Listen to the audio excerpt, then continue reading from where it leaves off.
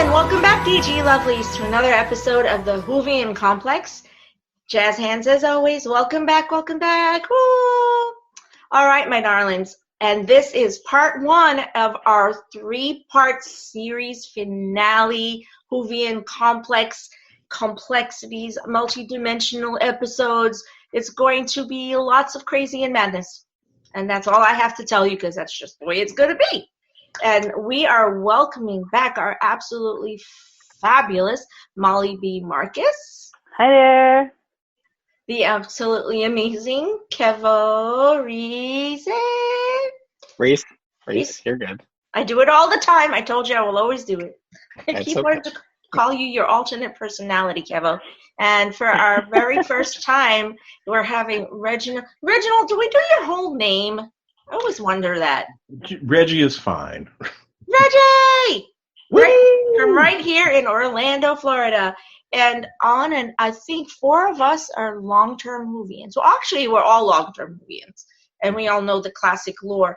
So this particular team is, I think, pretty versed to be able to at least recall the classic themes when it comes to this season finale and looking at was the Timeless Children, was it a success? Was it a failure? Is it intriguing? Is it a whole lot of madness, which I agree with that part? And what is it doing for the lore of Doctor Who? So let's jump in, shall we? How many people think it was a success? I do. Okay, so yes. So the team on an average feels like it was successful. All right. Well, we all know that the internet has gone a little bit quavy. So glad I haven't seen anything yet. I guess I just haven't been on Facebook enough today. I've been too busy preparing for this, but I haven't seen anything too horrible yet. To be fair, I was so lucky. You're so lucky. I had somebody try to have a row with me this morning, and I'm just like, I told them, I'm not responding anymore to this conversation. They continue to go, block! Block is your best friend on Twitter. So, and of course, this is our, you had yourself muted, but this is our wonderful co-host, Mackenzie Floor, author of The Rite of Wands and The Binge Watcher's Guide to Doctor Who. Yeah, I had myself muted because people can see the screen. I have a cat who decided to jump on me. Well, that's perfectly acceptable. That's your companion for the evening. Very happy for it. No, actually, so I really didn't pay a lot of attention. I had a lot of work to do, so I didn't get on a whole lot.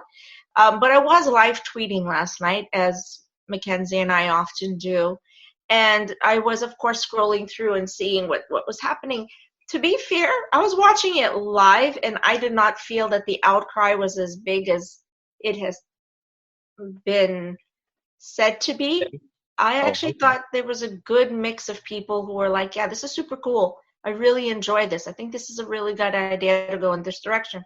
But even so, even though I understand nothing, I know nothing about what you just said, I'm still cool with it. That was a lot of the consensus I got. What did you think when you were on last night, Mackenzie? I felt overall that most people seemed to like it. It was actually this morning when all I started, like my Facebook my Twitter just blew up when one of my friends was joking. She goes, Doctor Who is dead.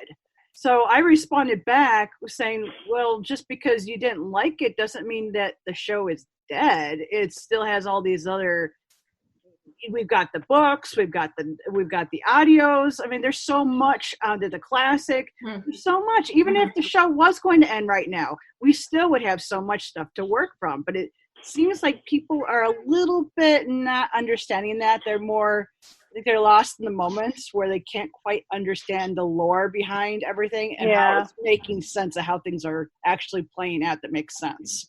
And Kevin, what were you thinking?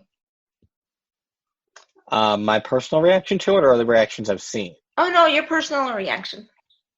I thought it was interesting, and I was honestly relieved by what the revelation ultimately was. I think I mentioned the last time that I was on here, I had been feeling like whatever the timeless child would be would somehow have to make the Doctor immortal, because we still had the regeneration limit problem. Yep. And we needed to fix that to keep Doctor Who alive forever, essentially. And so I figured it would be something along the lines of what we got, and I was worried it would be so much worse. Not that I even think it's bad. I think it's good. I'm interested, and I think there's so much potential from this revelation, and I think it doesn't change as much as people think. But it doesn't. It doesn't at all. Yeah. As much as people keep thinking. So, okay, good. That's actually along the same lines as me. And Reggie? I thoroughly enjoyed it, frankly. It tied up some loose ends that I was like, wait, hold on. Especially the regeneration, how it was assumed that the Time Lords gave another regeneration there, or two. And I was like, okay, well, this explains that. And it also explains a little bit of mystery that I kind of sort of had as far as the master's animosity, such strong animosity. It kind of made a little bit more sense as to why he was just, for lack of a better word, crazy. Right. It really gave you a very strong. It's not like we didn't already have a foothold on the psychoses of the master. We already had some true understanding, but if this just blew those shadows and the walls apart, yes, for you to be able to really delve into understanding how the master could have reached this stage of madness, pure rage. Give it up for Sacha Dhawan, man. Yeah. Oh my God. Oh my God. Woo.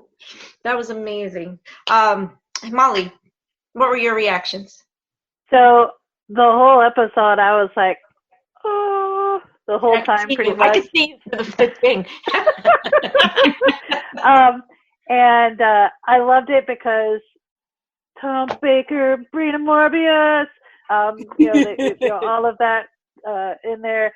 And then how about those collars on those Cybermen? What? Those Cyber Time Lords?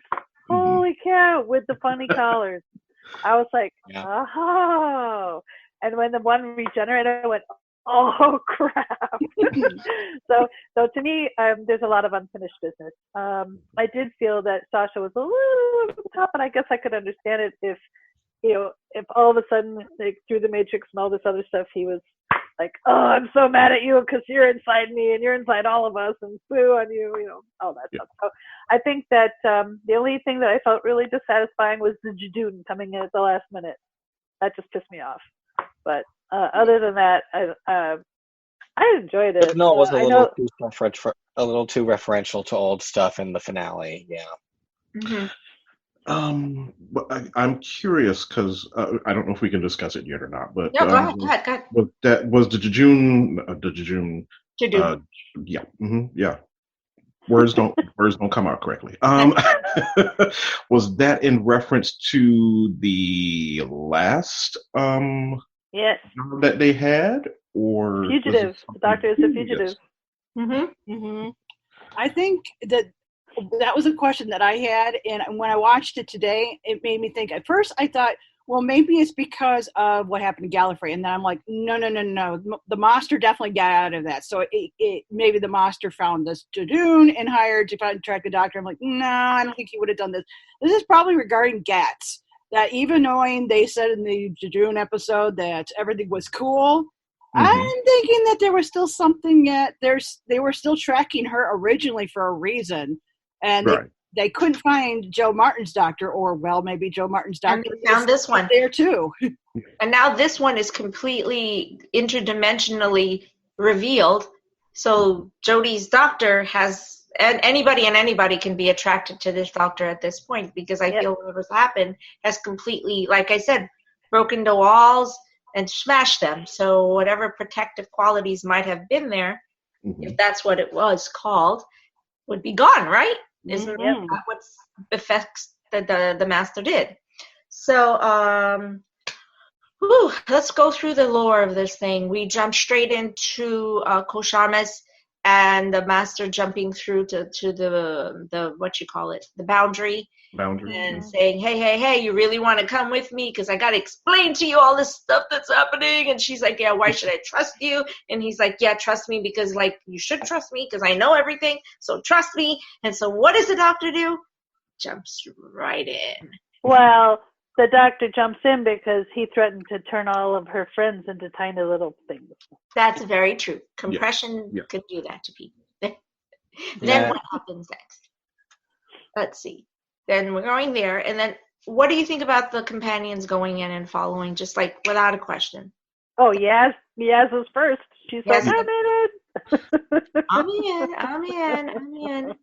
Did anyone have any concept up until this point that Shamas was more than what Shamas was saying? Yeah, I had to be. I didn't. No, I said in the last show I thought he was Rassilon. So yeah, and I still question that he could still be. He just doesn't know that's who he is. Otherwise, Rassilon is still out there. He got kicked off of Gallifrey, so he's, at least for the Time Lords, he's the Doctor and the Master are not the last to survive the second destruction, third destruction, if you want to call it now, up to Gallifrey. Yeah, at least I think we're up to 4. Yeah. I was thinking about that yesterday. How many times has it been destroyed? According to the Master, they're not all destroyed. They're all in those cyber bodies. And we don't know how many are there. So there's still all these cyber bodies sitting there. Or Gallifreyan bodies in Cybermen armor. That's technically what he said. Well, not really, because at the end, if he had set off the bomb there, then that would have destroyed any. No, there was a line saying, wasn't it like, all of you, let's go this way or something at the very end? You hear the Master say it. Yes. Yepers. Oh, I missed that. Okay. Yep, it was there. That's why I'm like, I think they're still there. I can't tell. It happened way too fast. Yeah. I was not a really huge fan of this throw in the Rise of the Resistance kind of moment there. I am from a resistance and I'm going to destroy you now. I was like, what? I mean, the Shamas thing. I was like, what? Why? Why was that? I think that the Cybermen refugees sort of suffered what a lot of the side characters did from Series 12. They didn't really get developed very well, and the resolution to that story is thrown in very quickly. The meat of this episode is really the timeless children stuff, and the Cyberman stuff is kind of just secondary. It was probably legitimately just Chibnall wanted to do Cyber Time Lords. I respect it. They looked cool. If I was 6 years old, I would think it was unquestionably amazing. I'm okay with it. I'm okay with almost all of it. I would have loved to have known a little bit more about, the children and the resistance, but maybe we'll learn about it with the next season. As we keep saying, there's a lot more to come, so we don't know. Yeah. Well, I mean, one of the things that really piqued my interest was the journey of the timeless child itself. How much torture did this poor being go through? Yes. Just for that from Tecteun. I'm like, serious abuse. I mean, of this poor being. So hard. Oh my gosh. That was huge. But that's what a lot of scientists do. That they will basically torture something until they learn. But did anyone notice when the first iteration of the timeless child that we see falls off the cliff? Is the same thing that Brendan did? Yeah. Yeah, that's on purpose. That's that was definitely on purpose because Brandon is the doctor. Brendan is the doctor. We all still are waiting, I'm sure, with bated breath to figure out how all of that connects itself to itself. But hey, it'll come eventually. And the division too. Huh? And the division too. I want to know more about the division. Yeah, I was looking. The thing that you sent over, Kevo, the little art piece. Yeah. That was like, oh my god, how did someone's brain have time to figure that out? And who knows how many incarnations aren't even accounted for on that chart, On really. that chart. Oh, that chart was Right. amazing. Oh, That that chart was- was amazing. That was. I did notice that, and I can't remember the actor's name because it was those standoff ones that was not really Whovian, like Doctor Who official, but he played a doctor. Anybody know? It's during the classic years. He was missing off that chart, so I noticed that. I mean, it was just a fan-made chart. It wasn't official. So it was just Yeah. something somebody made. So they even forgot someone. Exactly. So I think it even said on there that I forgot someone, but that was just fantastic. Yeah. And I'd love to make that something that we even discuss later on because, okay, so for most, classic fans and those of us who are here have had the opportunity to look at Time Lore, so we would understand what's on there. But do you think that a modern Who fan would have any concept as to how to even interpret that? Not And then, necessarily. on top of that, how many of the modern Who fans could interpret what happened in yesterday's episode? Yeah. I don't know. No, if they don't have any idea about the classic Who, they would be pretty lost. Like my friend Kat, which I told her today on Facebook. I said, "Don't worry, I'm gonna help you out. Just listen to our show or read my book." Then, because I do the binge watcher guide, I'll have one on series 12 where I'm gonna go deeper into this. So I told her, I'm sure she's not alone. My daughter was sitting next to me for my second watch through on her first, and I can tell you, she's like, "But what? But how does that make sense?" And I'm like, I had to have her pause a couple times to say, "Okay, let me draw you the references so you understand and where it connects from classic back to 10 and then back to 5 and then over to 11 and then over to 12. Don't forget 4. Don't forget 4. And then 4 was my last connection and then back to 4. So I was like, look, I want you to get this, but I want you to understand that that stuff is not in your head, so how are you going to even know what they're referencing in this moment? It's a lovely moment. So do you think that in terms of being all of us are classic fans, so I can understand us being... Okay, yeah, go ahead, Kevin. I'm not. That's what I'm trying to break in to say. Yeah. I actually have never seen Classic Who in a day in my life. I tried to watch one episode on Netflix once and turned it right off. I couldn't do it. I've read stuff online, and so I know some things, but true. I'm actually really very far from a Classic Who fan. I respect it, and I understand that a lot of it is canon. And, you know, I understand that it's important to be respectful of it, but I also understand that it's been off the air for 30 years. And we need to be thinking about modern audiences. And there are a lot of things that already contradicted the canon within itself back when it was continuous. Oh, sure. Absolutely. So, 100%. Oh, man, you're doing such a good job. It's hard to remember that you actually didn't watch Classic Who. Honestly, yeah, because you do such a good job with pulling your lore in. So, yay. Thank you. I work really hard. No, you do. Yeah, you really do good. Fantastic. A lot of the stuff from last night's episode, like I did not really consider much classic canon when they were saying any of it, and I felt like I followed it pretty easily. I think they went at a decent pace. Like I might need to watch it again at some point, but I didn't watch it again before this episode, and I feel like I still followed everything they were saying pretty closely. I think that, you know, it rocks some things in canon, but it's been like a day. We have no idea what some of these answers are going to be. The only really big question I have is the TARDIS and the police box, but even that, it's been one episode. I can't be that impatient that they don't have an answer for me yet. Well, I had read something about the TARDISes, so I guess in the Panopticon, I guess they had extra TARDISes around to get from here to there. And then, but you know, it was so fun for me to see as a classic Whovian is the chameleon.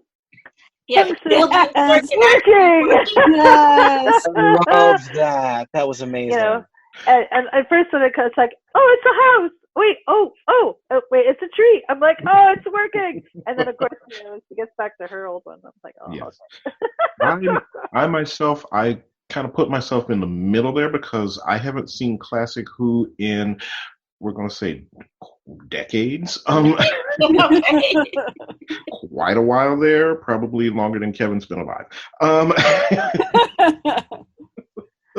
So it's been quite a while there. So some of the stuff may have gone over my head, but as Kevin was saying, I completely followed through there. It wasn't very, I don't want to say difficult, but it kind of flowed.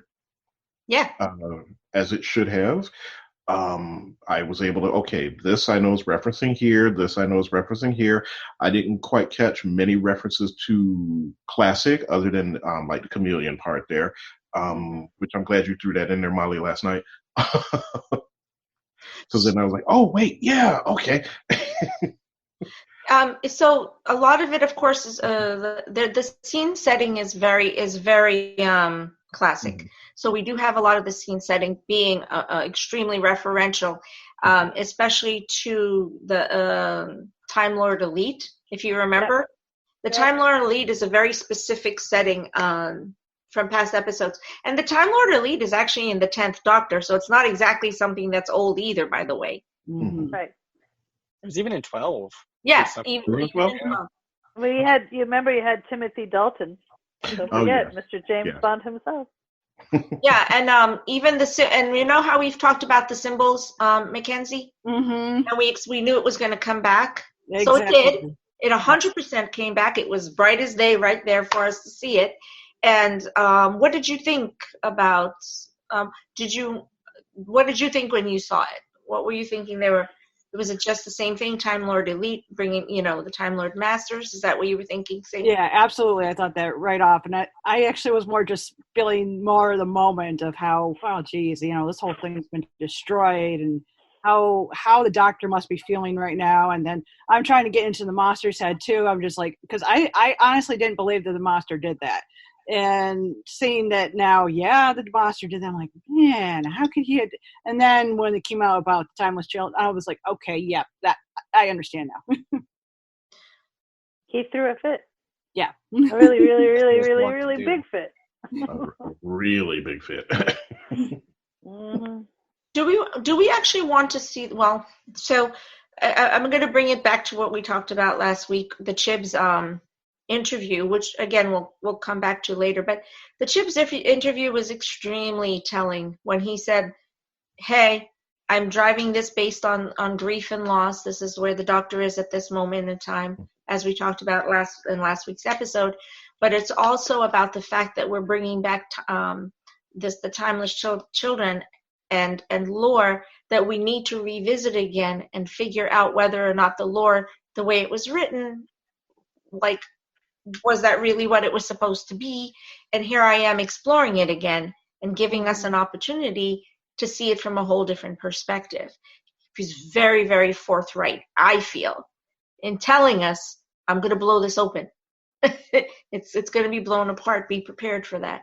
And then again, he very clearly told us, I'm answering nothing at the end of this. There's very little you're going to find out.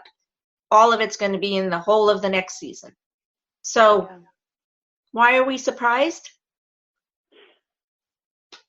Yeah, we shouldn't be, because he literally told us to expect this. How many people like the concept of... So Tecteun, for me, what a great concept, but what an abusive being. I don't know, maybe I'm wrong. But is that what you do with your adopted child? I feel like they left it ambiguous enough that we don't know how consensual the experimentation was at what points, because we also know that the Doctor themselves is a very curious and scientific person as well. So maybe at a certain point it was consensual. I'm totally open to it being explored as like a form of abuse. I'm not trying to discount that is. No, absolutely. But just with this show, you never know what direction they want to go. Right. I'm thinking maybe as the child got older, they're probably, whatever would be considered teens. It might have become consensual, but early on, she was strictly science. She was strictly scientist at that point. There, Yeah. Well, it's a child. How much are they going to say to you yes at that moment? But maybe understanding that this is how you love me, and this is me sharing my love with you. Go ahead and keep, poking. Go ahead and keep experimenting on me, because I believe you're doing something that's for a greater good. So we thinking Stockholm syndrome? Well, but did the child have to die each time? I mean, because that's what a regeneration was. And at what point did they die? Did Tecteun wait until the child was old enough to make that decision themselves? I feel like Shobogans live way too long on their own already. That Tecteun was alive for a really long time to do these experiments. Long time. Past all of these regenerations of this child, and this Tecteun is still alive, and so are the whatever Shobogans are there. They're all alive. This is very fascinating to me. Yeah. There's a lot of questions for sure. Yeah. Highly fascinating. And I think one question came up to me that I'd like to explore real quick, and then we'll move into the next segment. And maybe maybe our audience may think I'm highlighting the wrong things here, but really, our team really likes to look at the science and the emotion and the psychic nature of this episode, and I really want us to be able to flesh those things out. So, in terms of the child and Tecteun, there's a point at which the child changes ages and then goes backwards and regresses in age. Mm-hmm. What does one have to do to have a Time Lord regenerate in a younger body? Right. The science behind that, I can't even fathom how they will explain that one, because they didn't. We've seen adults regenerate into adults. We haven't really seen much an adult regenerate into a child. No, River didn't do that. River's the only per se reference we have, and as River grew age-wise, her regenerations grew age-wise as well. Well, we've seen the Doctor regenerate into younger adults versus older adults. I mean, so that's very true. Of course, because we've seen 10, and then we've seen 11, and then we've seen Capaldi, and now we're in a younger body. It's super interesting. Wow, just that philosophy from the medical side. I'm like, does the regenerative process bring you back to a place where it thinks that you need to be?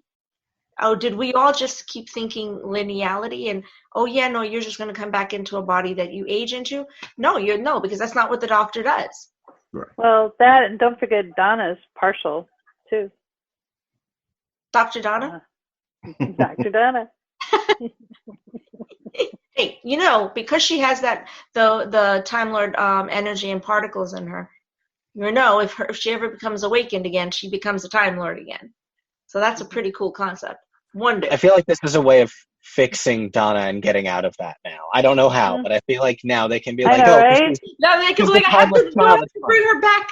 Damn you.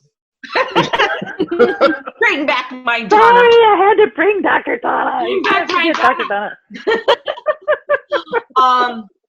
So we're gonna start looking at each character, because we were just looking at the overall arc in a sense. How successful do you think? Well, first of all, what do you think they did with the whole Brendan story? Can we just agree that we're going to put that aside for right now? Because really, is there anything you can do with it? I don't think so. Other than the flashes you saw in the Matrix of it, it's chameleon. It's another chameleon thing, actually. But filter or whatever they wanted to call it. But we could. My whole question is, why was it necessary? It's a clever idea that means nothing. I'm sorry? Say it. I feel like it's a clever idea that means nothing ultimately. It wasn't really necessary to get the point of the story across. Okay. That's kind of what I was thinking. But why did we need it? I hope we're going to get an answer, because I do want to know what was the point to that. It may not have been necessary, but I do believe that was just laying something down for a storyline probably later on. Well, for the Timeless Child, when she goes off the cliff, maybe.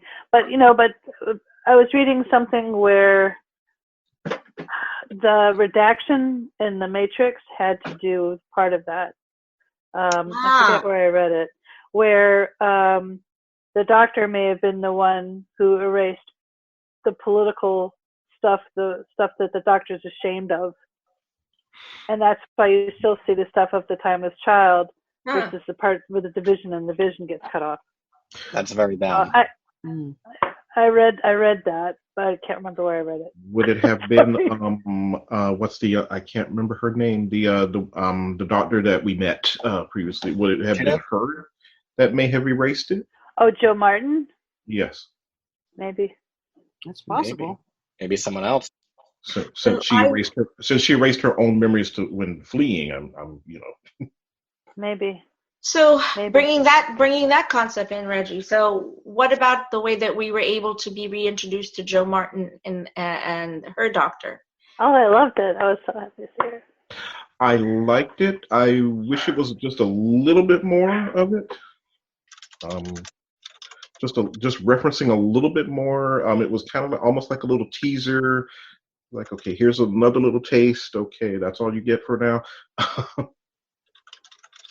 She's coming to her as her own subconscious self, a part of her own doctor timeline, and saying, you need to ask the right questions. Mm-hmm. You need to listen because the questions aren't the right ones. Listen to your own self. I thought that was fascinating to me. I love that particular niche.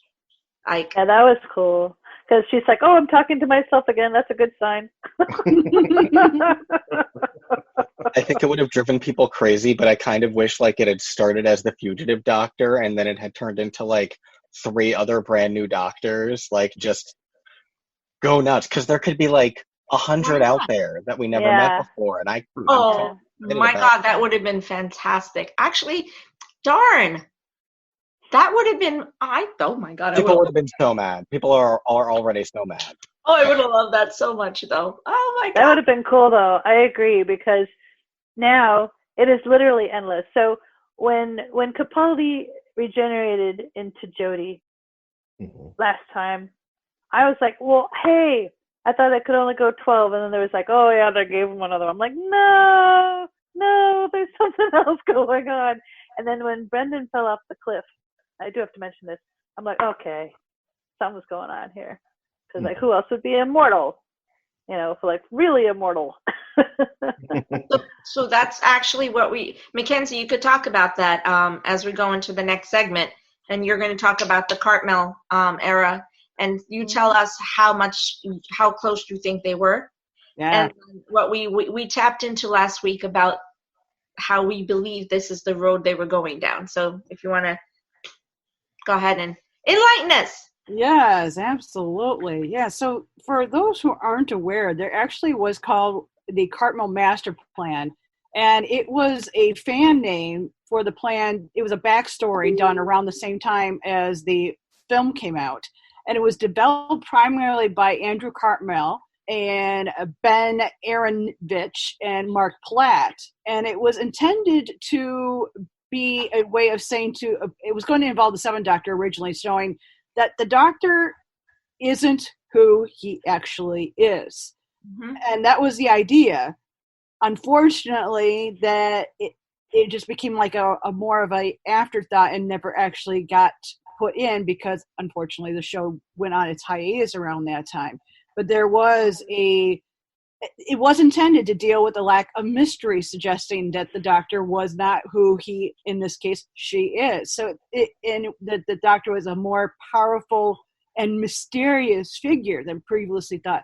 And that definitely goes to how things are. A lot of fans are upset. They think that now that Doctor Who's history has been completely rewritten and that Hartnell's no longer the first Doctor, and so all the other Doctors are irrelevant, which is not the case at all. If you look at it, the Doctor, we know the Doctor is not from Gallifrey. We still don't know who she is, and we still don't know why really the names are given to, why they choose the names.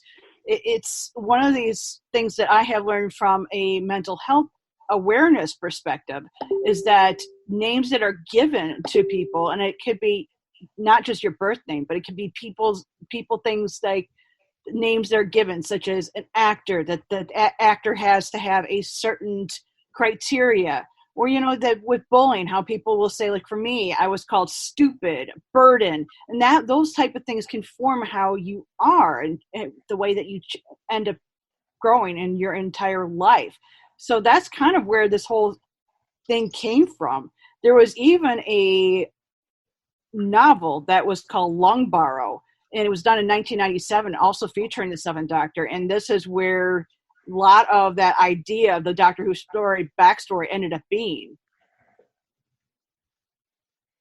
Yeah, and in the Cartmel master plan, as fans named it later on, Cartmel was really fully delved into. Thank you so much for sharing, sweetheart.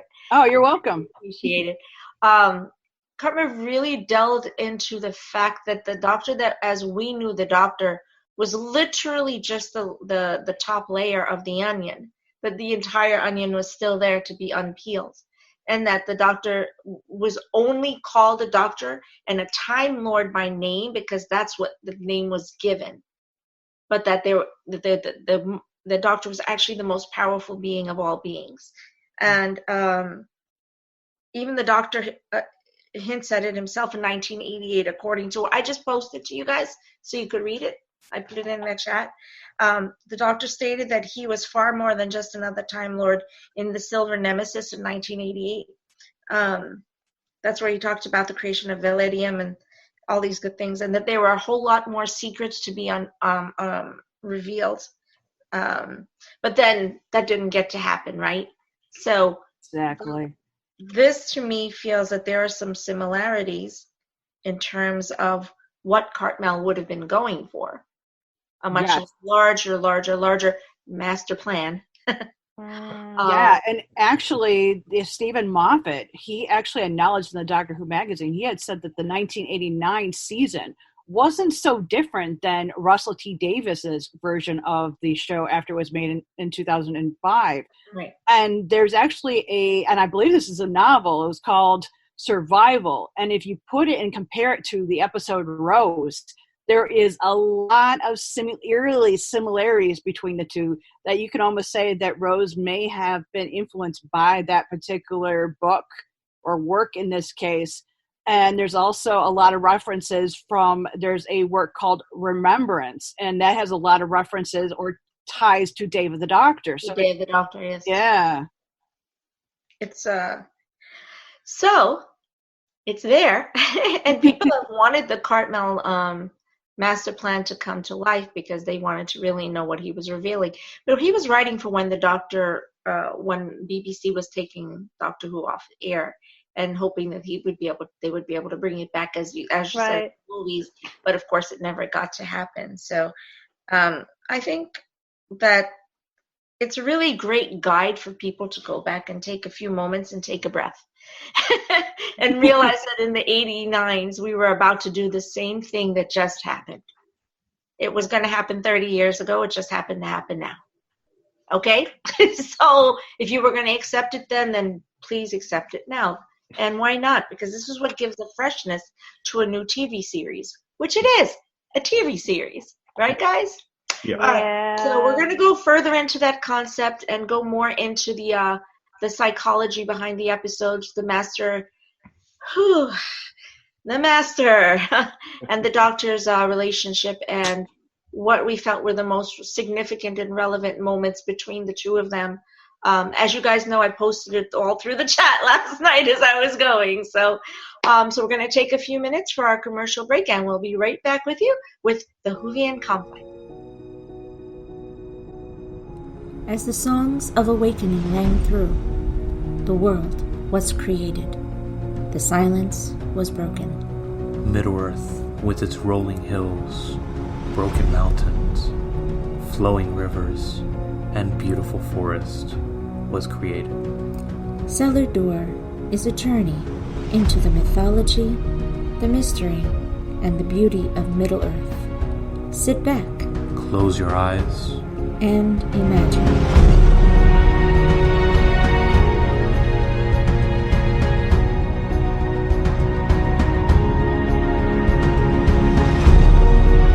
Hey, and welcome back, VG Lovelies, to the Whovian Complex. Woo! And so far we have been bringing together our thoughts and our concepts, and not that much theories, but we're going to jump into that now on the Timeless Children, the finale of season 12. And we have a pretty good consensus that we're all pretty okay with it, if not pretty happy with it. And we're all very excited. Although maybe you get to see what Chibnall's going to be bringing us with the next season, because there's a heck of a lot that we need to know. I wanted to know it right now, so I was technically ready for the next episode to be next week, and I'm like, that's right. There's no episode. Not good. Okay, so what we're going to, with this episode, I really want to go a lot more into the depths of the actual dialogue, the monologue. There was so much fantastic storytelling going on here. One of the things I really want to focus on, and I'll let each of you, actually what I'm going to do is I'm going to hold on to my thought. I'm going to ask each of you to go ahead and tell me what you thought was some of the best storytelling that you saw from yesterday, and what you thought was like the most impactful about it, and perhaps where it would take the lore. Anyone want to start out? I guess I'll jump in since no one else did. You know what's coming, people. Okay. So for me, there were a couple different ones. So watching the Master degrade and the Cyberium didn't help.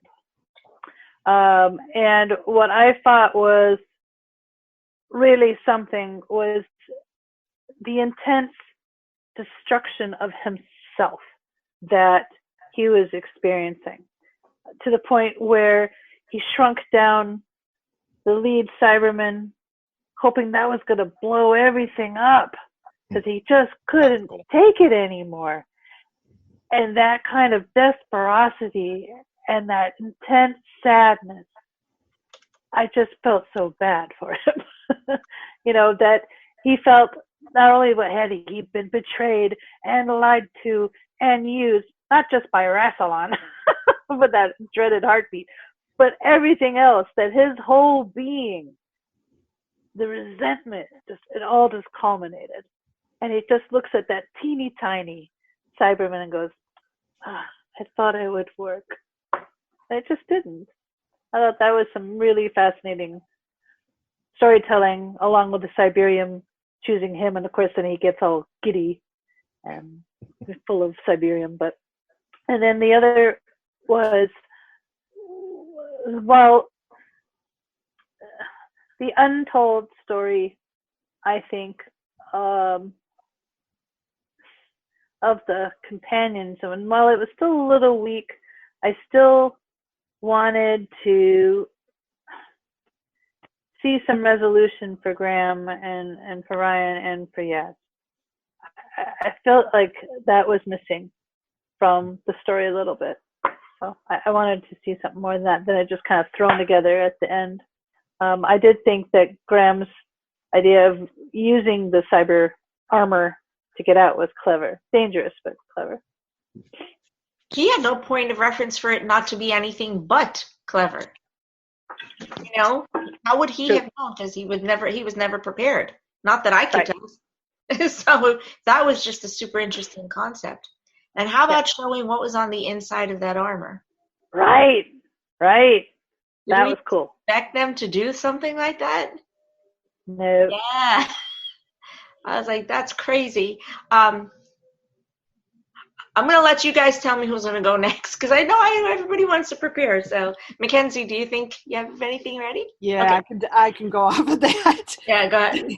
So for me, one of the most profound moments I found was when Graham was having that conversation with Yaz, and I couldn't stop but think of Walking Dead at that particular moment, because in Walking Dead, everybody who's a Walking Dead fan knows that when a character starts to have a prolific moment, they're pretty much so I'm just waiting. I'm like, no, Graham's going next. This is, and then I'm like, wait a minute, that's Walking Dead. This is Doctor Who. That doesn't mean anything. But still, I found it really prolific and just so heartwarming. And then, of course, you can really see that Yaz in this series has really grown in character development.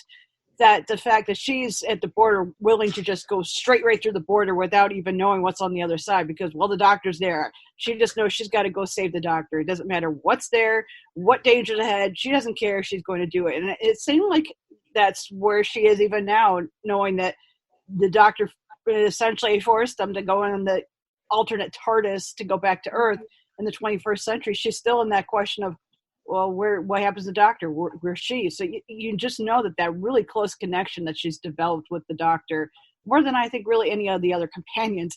The other moment that I really liked was when Ryan had that cheer and noticing he was trying so hard to snag that basket at the beginning of the series, and there we have that moment where he gets that bomb and throws it, and he just gets it right dead on and ends up hitting this big explosion, and it's just like, yeah, Ryan's a Clay Jenny, yeah. Just like, so I had cheer with him too. And Molly had already mentioned about with the monster where the Cyberman guy had to get, the lonely Cyberman had to be shrunk. I will admit, I was mechanically laughing at that point. And I'm like, oh, I guess I'm a little bit sadistic than I thought I was. So I found it quite funny. And I thought, oh, what a shame. There's so much that could be built with this character, and it's just like, so I kind of had a mixed feeling on that. Yeah, absolutely. I love the concept of that. It was so funny. I was just thinking about how Ryan was, what you said, and then like you have the whole army come behind his head, and he's like, oh, darn, they're still there. But it was, they kind of like took care of them pretty lickety-split, because all of a sudden after they're like, that cyber army's like gone. Yeah. And they're ready to go through. I'm like, oh, man. Pretty good there. That was pretty good. How about Reggie? I enjoyed the interaction between the Master and Cyberman there. Just the fact that he was like, okay, well, a robot? You want to be a robot? How boring. How boring. That's so passé. How boring. I enjoyed that little teasing there to try to goad him into doing what he wants there. I also enjoyed the monologuing that he had with the Doctor when the memories just basically stopped, and it was like he was trying to see if he could say something to trigger her to remember something. Mm-hmm. To create more, to have the system boot back up per se. It was kind of like he was picking and teasing, trying to get her to, okay, remember something, get something out of I want something else out of your head here now. So that I was getting that feeling. If it wasn't, c'est la vie, but I was getting that feeling from him that he was really trying to get her to remember, so he could find out more information. He can get the last of it. Do you think that he brought everyone to this moment? He brought the Doctor to this moment because this was the last of it for the Master. There was no more he could do on his own to be able to get to the final stages of knowledge and understanding. So that's why we got where we got. Yeah. Yeah. Yeah. If he didn't get the information that he wanted, then yes, just blow the whole damn thing up. Well, I think he blew it up just to be vindictive. Mm-hmm. I mean, that's the Master. Yeah. Just remember, this is not the first time the Master has created a Master cyber race. Nope. I keep trying to reminding people. I was in the chat. I was like, yeah, this is literally. The Master already third, fourth time. How many times? So, come on, it's tried and true. Darn it. Okay, Kevo. Specific moments. Overall, I really enjoyed all of the Doctor stuff and learning about the Timeless Child. I just think it's a really cool concept that makes the whole concept of Doctor Who just a wider thing, and I can understand how this shifts a paradigm yet again on top of introducing the first female Doctor. What a big deal. I saw a comment on one post, one of the few posts that I actually saw, of someone snidely trying to say, haha, well, now it turns out that Jodie Whittaker isn't the first female Doctor, she's like the 482nd, and I'm like, good. That's a good thing. Wow. Like, I'm fully prepared with the placating explanation for people that we don't even know that the first timeless child we saw was the first incarnation of this person and this creature. Yes. Even though I'm going with it is, and haha, the Doctor started as a black woman this whole time. Take it. But, like, I feel like the only people that are panicking about this are people who are unhappy that it turns out that the Doctor has unlimited, even more unlimited potential than than just being a middle-aged white man. Great. I didn't think that was that incendiary. I just talk like that all the time. Reggie hasn't had the pleasure. I love it. I love it so much. You mean he's not supposed to be a middle-aged white man? He or she is not supposed to be a middle-aged white man? God forbid, they can be other things. I don't think this invalidates anything we've seen so far either. I think as far as the Doctor has known, Hartnell and growing up as a boy as Hartnell was their first life, and this is just them realizing that their own life is even bigger than they knew. But like, that doesn't invalidate what's happened already. Actually, it so validates the fact that you're locked into a stage of memory where everything has been stripped away from you, and all you know is this consciousness. All you know is the paradigmic bubble that you're living in, and this consciousness, and you know enough to rebel and steal a TARDIS and go, something's wrong with this picture.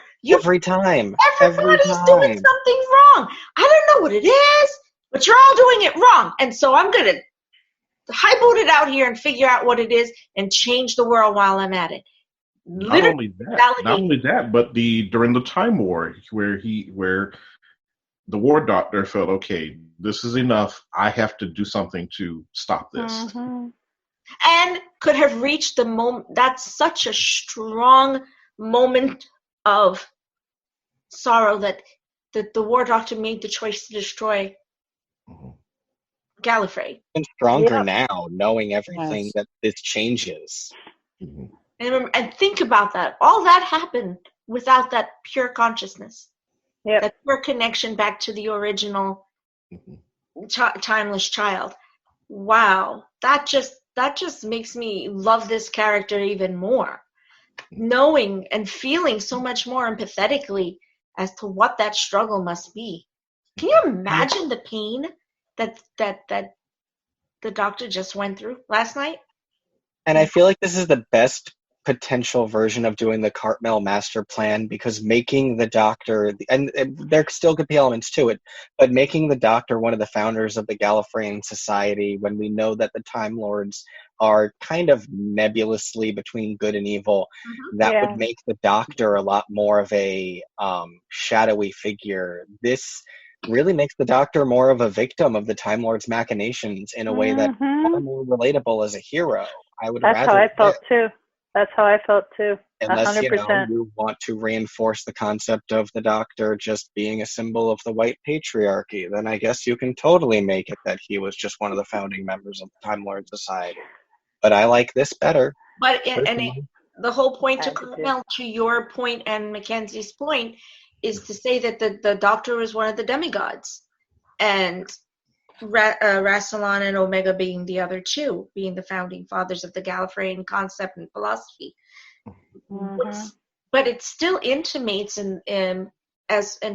we get to the redacted information, but it intimates to that point that the Doctor or the timeless child or someone, the entire concept had started to fall on the elite Time Lord, that perhaps the Doctor or whatever the Doctor was called at the time, right? Because we don't know the name yet. Had gotten to a point where the Doctor was like, no, this is not right. I felt I was hearing that in the conversation as it was coming up. Maybe I was like, maybe I'm hearing it incorrectly, but am I hearing the Master saying and telling us that we had gotten to a point with the Gallifreyan Council and the Time Lord elite that they had overgrown themselves, that's where they had gotten to a point where the Doctor was no longer party to what they were doing and wanted to make that change or wanted to destroy it, to be fair. So we've been there. Isn't that already written into the lore of Doctor Who? Yeah, it's happened before. Happened Yep. before.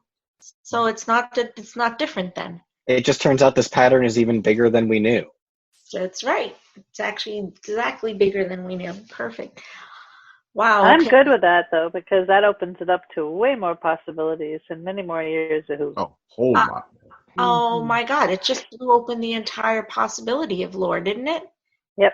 And to bring in so many more very refreshing characters and arcs and lands and planets and anything. And we still have to find out, where's the timeless child from anyway? Right. We might not find out for 10 years. We didn't find out what Gallifrey was for the first 10 years of the series. So, like, I don't want an answer of where the timeless children come from anytime soon. Yeah, actually, I very much agree with that. I hope And Chibnall right. doesn't answer it himself. I hope he never does. And you're right. Are there more timeless children that are around? Exactly. Oh my God, I hope so. That's Oh the my question God, I had. hope so. Oh my God, I hope so. I know. How This many is like- people agree with? Oh my God, you have no idea. Because I literally, that just gave me shivers. You have no idea. I am such a time travel nerd. I can't even explain how it makes me feel inside when I think about that possibility. That child appeared through a dimensional shift from another dimensional plane. So it seems. So it seems, correct? That was my interpretation. Potentially. I was gathering that. I was guessing that because it seemed like she was there and the child was already there. Yeah, but I might have been mistaken. no. The child was at the bottom of the tower, Mhm. and Tecteun was traveling and found the child at the bottom of the tower, and there was a dimensional rift over the tower. Oh, okay. For a fact, that's what was said. So, Whatever it was, yeah. are we The boundary. the boundary? That's A exactly boundary, correct. Another boundary? And the boundary is a dimensional rift. So you remember, Mackenzie, how we talked about this last week, and I felt that did. the doctor was from a. Thank you. Yes. Did you remember? Oh yeah. Oh yeah. Okay. So my theory, all of this time, which most everyone knows has been on with me, is that we were heading towards a dimensional shift, and that through the chaos theory, which we talked about last week, that we had crossed planes at a point at which everything created a state of implosion, and everyone went into a dimensional plane that they weren't originally intended to be in, or that they were forced to be in, which is technically, in a sense, what the master did. He forced that shift to exist because he created, and again, I think I heard this correct. Correct me if I'm wrong. The master created the circumstances for the Cyberium to be found so that the lone Cybermen could find it and therefore create this new cyber army that he would then take over. Yes? Don't remember, but maybe. Trying to remember. Yeah, I don't recall it being that. I remember that the Guardians had sent back the Siberian, and Yes. somebody was supposed to find it and stop this lone Cyberman from getting it. But we learned that it's gone. It didn't go back far enough, or at least that is what. Right, That's but what Guardian said. aren't we hearing that the master? Okay, so it's my interpretation, and I could be wrong, that the master facilitated for the lone Cyberman to be able to find the Siberium. And he might have. I just don't recall hearing it. No, it's okay. It's okay. I think my brain just latched onto that concept because that's what made sense. It's hard to know because you had that quirky episode with Mr. Barrowman, where the nanos are trying to eat him alive, and it's before the face of Boa. So was that before the face of Boa? That was that right before he became. I think that's what people are premising. Is that has something to do with it. Cool. So we'll find out. We'll find out, but then in Shelley, like the doctor says, I have to fix what I started in Shelley. And I'm like, why did you do that in Shelley anyway? But I suppose you had to have a show. But I'm just saying, like, when the doctor gave the Siberium up, I'm like, oh man, here we go. So. The doctor makes mistakes. Yeah, No, I mean, the Doctor makes plenty of mistakes. But don't we all? That happened. I myself haven't read the works of Shelley, so I don't know how much we would have missed him. Well, Frankenstein, and it was a her. Well, yeah, So, her, yes, but I'm sorry, her husband. Yeah, would we have missed her? Would we have missed her husband? Did he do that many good writing? No, but I think the whole point is, if you think about Frankenstein, the story, it's a Cyberman. You think about yes. it. Anyway. Yes. It absolutely is. So we're going to be wrapping up, and I actually thought we were going to be so much more crazy, but we've been so calm. We've been so calm and matter of fact, very accepting, very guiding. That's because we all like one another.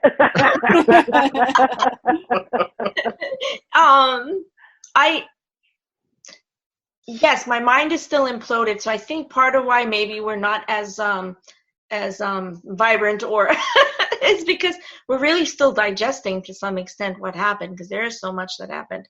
Yes. The concept that the Master is constantly, I'm rewinding now to the last few minutes now. Let me just say, just the Master in general. This Master, I absolutely adore the Master. The modern age of the Master, I adore. Almost all of it. Even John Sims, who sometimes drove me a bit nuts, but still, I love the Master. But in terms, how do you feel about his? Molly, you already said it. It's very sad about the pure sadness, the pain and the sorrow and the rage. How does anyone want to comment on that in terms of his PTSD, in terms of the structure of the life that he's been given, and is there any other outcome that could possibly happen? And do you think it's possible that there's redeemability? Let's put Missy aside for a moment, okay? In terms of this Master, this dimensional shift up Master, and what could possibly be an outcome in terms of their relationship. I know it's a big question to ask, and I do get that, but I think that to at least explore it for a moment would be important. Do you feel that there's redeemability, and do you think that knowing what he knows, and just the sheer raw intensity of how he expressed himself, I honestly don't think there's a redeeming way he can come back out of this. He has just jumped the hoop there, and is just in another mindset altogether there. He even said it. He said, "Oh, you're touching to my good nature, but it's too late." He did say that very clearly. Yes. What, Mackenzie? Yeah, I was saying that he did that one particular moment where he had that brief. You kind of saw a little bit of Missy at that point. Even when he was talking to Lone Cybermen, I saw a little bit of Missy there too. I was like, oh, okay, so because that was one of the things that we are probably not going to get an answer for, is where this Master actually fits in the timeline. And there was just, when I saw that, I'm like, okay, Missy still is there. It could be tiny bit. Yeah, there's still something there. As for like redeeming, I'm one of those people that I believe the good in everybody. I think, though, at this point, the only way that the Master really will come to being equal is that if he finds out that he's actually a timeless child as well, and that the story was not the way, it's not 100% accurate. Oh. Because I don't think necessarily it is, the story is, we saw it from the Master's point of view, but who's to say that the Time Lords, as we're seeing now that these Time Lords were quite sadistic, who's to say that they didn't change everything in the Matrix just to make it look away, just so it could satisfy them, just as it would have been in this case, using the time of the Doctor, giving the Doctor extra regenerations that he didn't even need, because, well, he didn't need it. He's just... and just to touch on a point you made, Mackenzie, didn't, in the first part of Spyfall, doesn't the master say that he had to use the skin because he didn't have any more regeneration? Yeah, he had said that he had to. I don't recall him saying that he didn't have any more regenerations, but I remember him saying that he had used another body, which isn't the first time the Master's done that one. Right. He has, the classic Master actually did that when he was out of regenerations. Between the second and the third regeneration of Master, he was in this like crispy form, which I joked about that last night. I said, well, maybe the Master got out of this crispy. Yeah. Interesting. I think that you're looking at a psychotic break. Yeah. Because when the moment that we are seeing in the end of Spyfall, and we're being told that everything that you've known is a lie, and I've destroyed it all in that moment, which brings us forward, because you're looking at the movement of the Doctor, because the Doctor has to deal with grief. And as I said, I thought that they used the episodes quite brilliantly to be able to bring the journey of grief and the stages of grief to the forefront so that we can understand the Doctor's journey, Graham's journey, and see it through everyone's eyes, right? And of course, don't forget, Ryan lost his grandmother. It's not like Graham's the only one dealing with grief here. Everyone's dealing with some level of grief and sorrow. And then the Doctor very eloquently and resoundingly expresses to us that her grief with the loss of Bill and Adric and so much that has gone wrong that she has to feel guilty about. I feel like we had to go through those moments to be able to get to the moment of this break with the Master for the Doctor to be in a place to deal with it. Does that make sense? Yes. So in the first moments when she's tied and trapped into the Matrix, normally the Doctor wouldn't have let that happen. She wouldn't have fallen prey, I believe. But the endless hopefulness that the Master is going to do the right thing is always sitting there, right? Yeah. Constantly. It never happens, though. So why do you think she fell so easily into those tricks? And then why do you think that the Doctor believes the Master? I don't think that the Doctor believes the Master at all, but I think that the Master is ever curious and wants to know. So you don't think that any of the Doctor had to have believed it, right? Because she saw it. Oh, it was in the Matrix, sure, but I'm just saying, I don't know. I think she's always had a hard time believing the Master, even when it was Capaldi and Missy, the Doctor still had problems. He had problems believing, but there must be something deeper in that friendship that they had as children, that we just haven't been exposed to, because for him to keep going back after no matter how many times he's regenerated, no matter how many times the Master has regenerated, the Master, he knows the type of person the Master has become, but still keeps putting olive branches out after olive branch, and just keeps wanting, more or less, not really hoping, but wanting for the Master to change his ways. I know you can do better. I want you to do better. Yeah, like that. Oh, was that enough rage for you? I have to say, though, I am in the camp of, no, I think there is no forgiveness anymore. I think that this was a bridge too far. At this point. Very much so. At this point, yeah. Well, we were talking about, is the Master redeemable beyond this point? And I'm saying, no, I don't think so anymore. I think that we started to see that arc a little bit with Missy, and Chibnall decided to go in the exact opposite direction, which I don't like, but I can love the show anyway, and I like Sasha's Master as a better version of John Sims's, basically. Sure.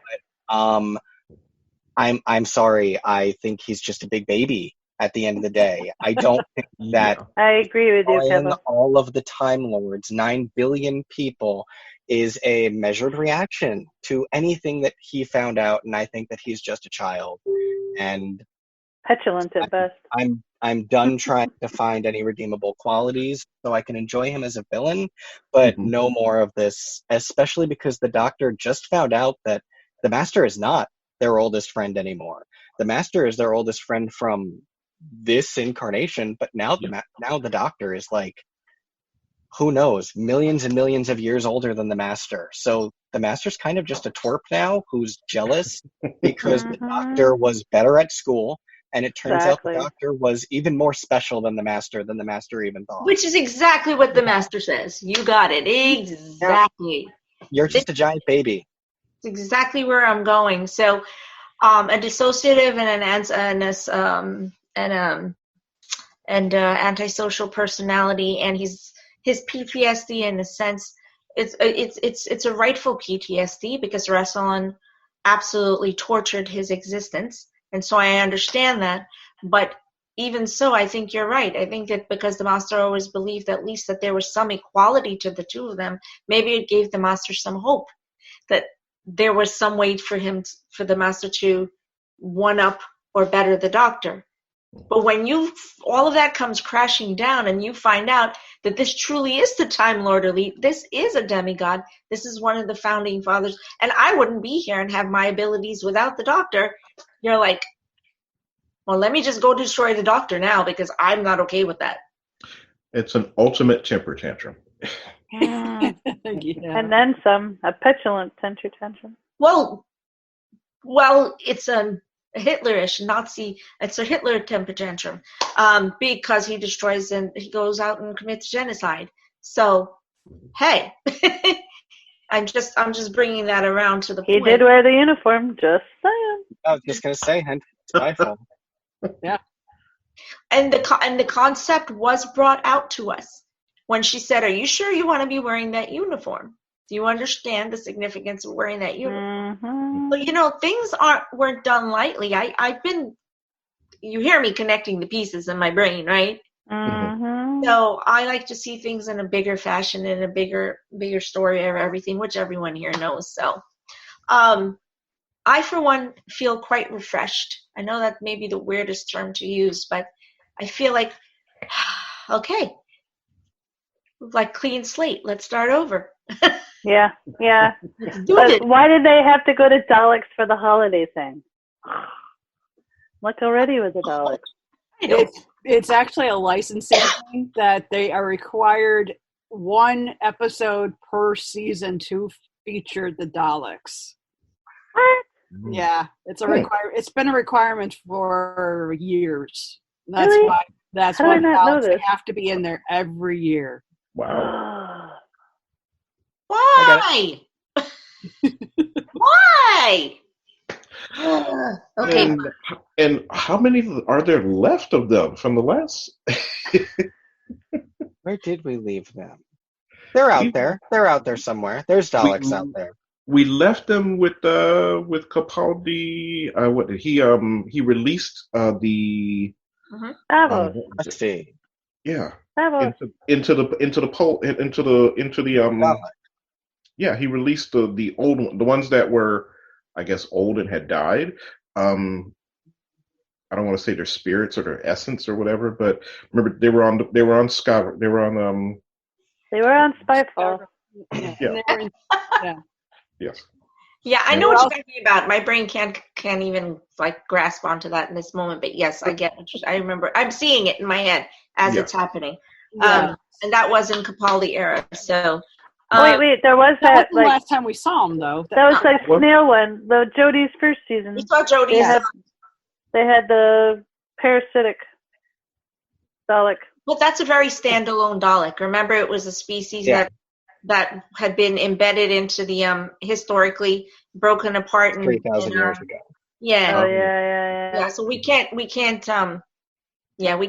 reference them and connect them to any other species of Dalek because they were super old and they had no idea what was going on with the rest of the universe. And we've gone through cyber wars and Dalek wars and cyber Dalek wars and every other thing since all of that's happened. So this is just going to be interesting to see it back again. I didn't know that, Mackenzie. That's actually totally interesting. I didn't know that either. Oh. Okay, so that's why we always get them again. Oh.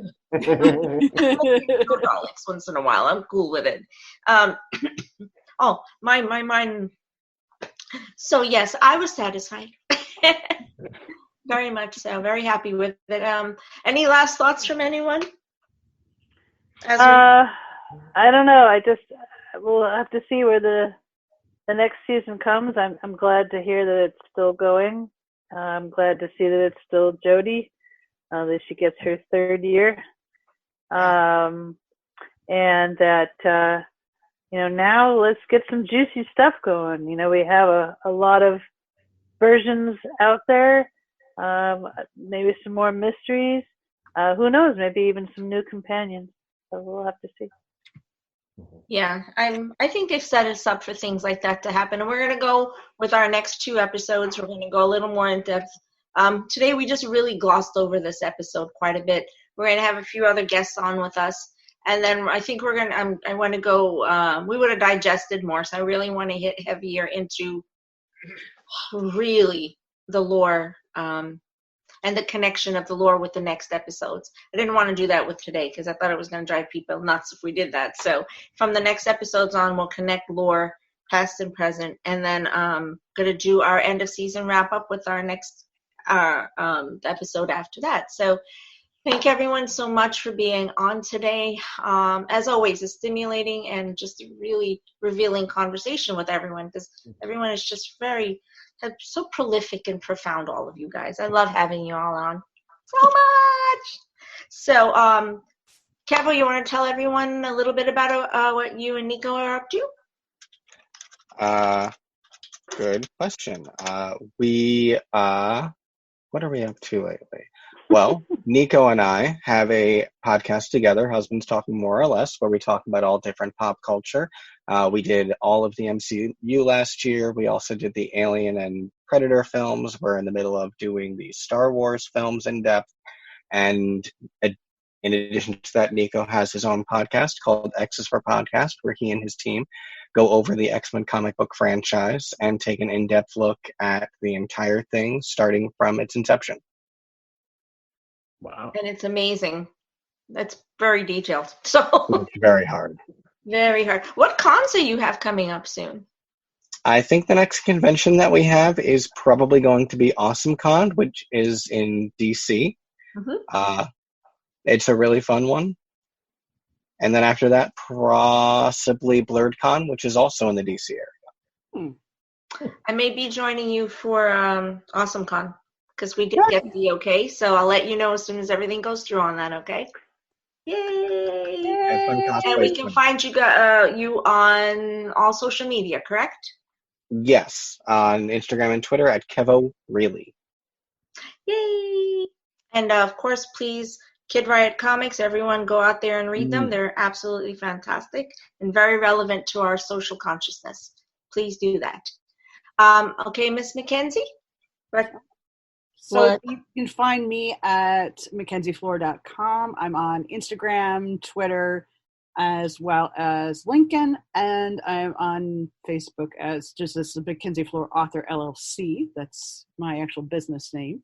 For Comic-Cons, my next one is kind of up in the air still because I don't really know a lot too much. My publisher of the Binge Watcher Guide, I have a meeting coming up with them, though I have gotten the impression I'm going to be in New York City at the beginning of April to go to Heliosphere, which is going to be in Tarrytown, which is about an hour north of Brooklyn.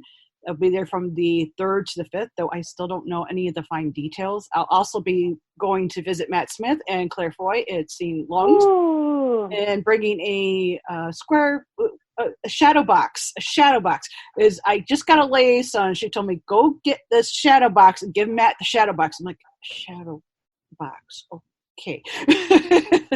So I'll be doing that, and I'll be also doing a sign at Leanne and Lulu at the end of March. Can't wait. Okay, Miss Molly?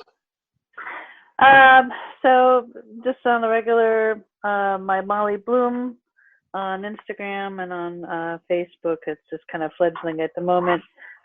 Still working on that book, but I have not got it out yet. However, I can also be found on all the lovely podcasts here at Diversity Geek, and some on the old Man Bites Media. Still out there, so. They're out there, absolutely.